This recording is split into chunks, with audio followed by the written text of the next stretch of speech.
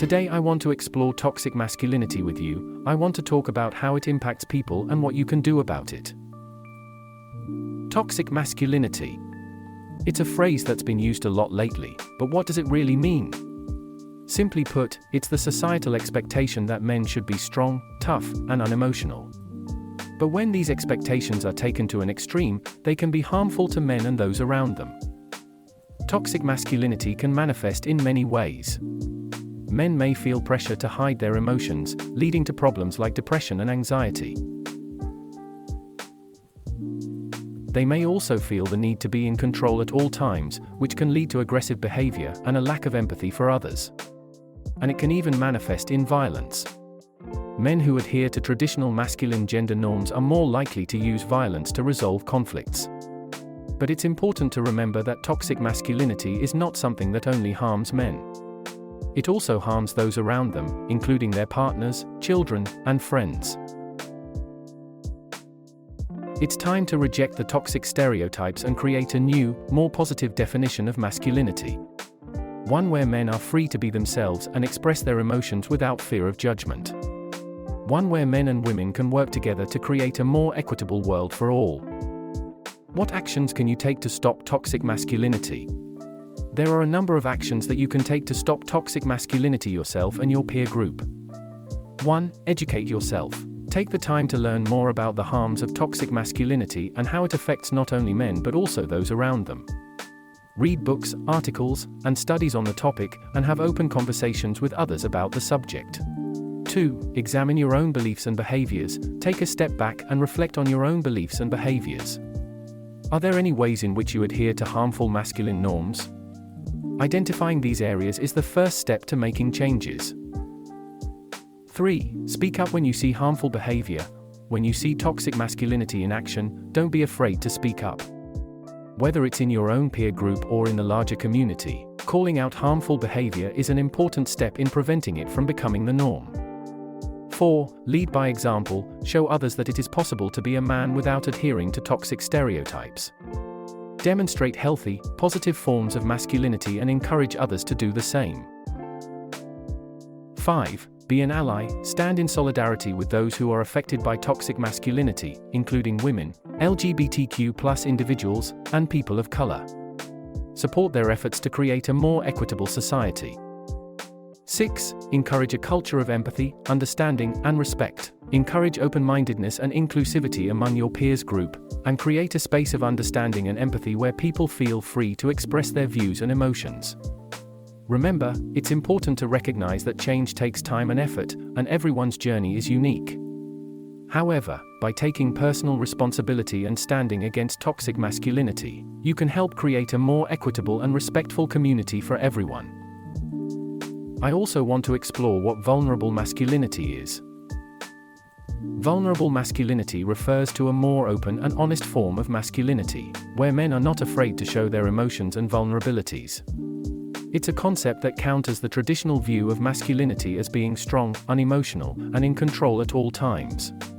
Vulnerable masculinity allows men to be honest about their fears, insecurities, and weaknesses, rather than being forced to hide or suppress them.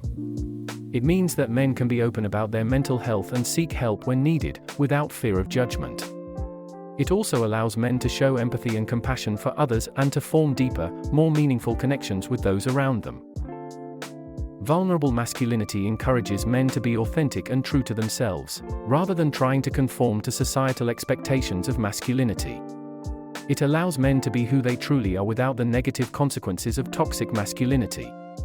It encourages a culture of emotional intelligence, self-awareness, and open-mindedness in which men are able to understand and express their emotions in a healthy way. It's important to note that embracing vulnerable masculinity doesn't mean becoming weak or unmanly, but rather it allows men to be stronger in themselves, with the ability to cope with the challenges and struggles of life in a more healthy and resilient way. There are a number of actions that you can take to improve your understanding and practice of vulnerable masculinity. 1. Start by educating yourself. Read books, articles, and studies on vulnerable masculinity, emotions, and how to express them effectively. Seek out resources that explore what it means to be a man and how to become more authentic and true to yourself. 2. Practice self-reflection. Reflect on your own beliefs and behaviors and identify areas where you may be adhering to harmful masculine norms.